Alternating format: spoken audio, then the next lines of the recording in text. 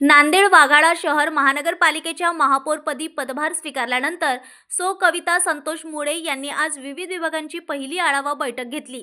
या बैठकीत शहरातील स्वच्छता व्यवस्था, पाणी पुरवठा आणि नागरी सुविधांवर विशेष चर्चा करण्यात आली। स्वच्छता मोहीम अधिक प्रभावीपणे राबविण्याच्या सूचना अधिकाऱ्यांना देण्यात आल्या असून येणाऱ्या काळात पाण्याची टंचाई निर्माण होऊ नये यासाठी नियोजनबद्ध उपाययोजना करण्याचे निर्देशही महापौरांनी दिले।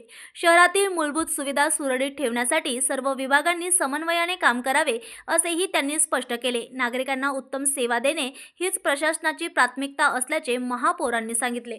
पदग्रहण केल्यानंतर महापालिकेत ही पहिलीच महापौर म्हणून मी बैठक घेतलेली आहे। विविध विभागातील जे मेन आहेत अधिकारी त्यांची आढावा बैठक घेतलेली आहे आणि त्या आढावा बैठकीमध्ये आमचे नेते अशोकराव चव्हाण साहेबांनी जो नांदेडसाठी भविष्यासाठी संकल्प केलेला आहे, 100 दिवसाचा प्रोग्राम दिलेला आहे, त्या 100 दिवसाच्या अजेंडानुसार आम्ही नांदेड शहरासाठी म्हणजे ते 100 दिवसाचा प्रोग्राम कसा पूर्ण करता येईल यासाठी विविध विभागांना सूचना दिल्यात। त्यांच्याकडून जी आतापर्यंत जी कामे झालेली आहेत, जी काही कामे प्रोग्रेसमध्ये आहेत, ती कामे पाहिली आणि योग्य त्या सूचना कुठं काही असेल अशा ठिकाणी म्हणजे गरज असेल त्या ठिकाणी सूचना दिल्या। पहिली बैठक झाली स्वच्छतेबाबत।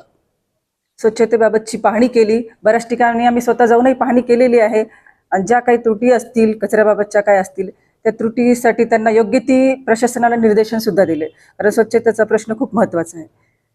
दुसरे पाणी पुरवठा विभाग, तोही पाण्याचा प्रश्न आहे। पाणी पुरवठ्यामध्ये आम्ही आणि पाणी पुरवठा आणि मलनिःसरण 1 दिवसाआड पाणी कसं मिळवता येईल यासाठी योग्य त्या सूचना प्रशासनाला केलेल्या आहेत। तिसरे आहे विद्युतसाठी।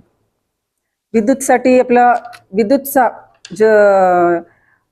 शहरावर जे लोड येते म्हणजे त्याचा बिल भरण्यासाठी, त्यासाठी योग्य ते उपाय सोलारचा उपयोग करून, आपले जे सोलार एनर्जी त्याचा उपयोग करून विद्युतचे जे बिल येते ते बिल कसं कमी करता येईल आणि महानगरपालिकेचा भार कसा कमी करता येईल ह्यासाठी काही सूचना दिल्या, काही त्यांचे विचार घेतले आणि अतिशय चांगल्या वातावरणामध्ये प्रशासनाकडूनही तेवढंच त्यांचा प्रतिसाद मिळाला आणि चांगल्या प्रकारे मीटिंग पार पाडली। 100 दिवसाचा जो आमचा प्रोग्राम आहे तो कसा पूर्ण करता येईल ह्यासाठी आम्ही चर्चा केली।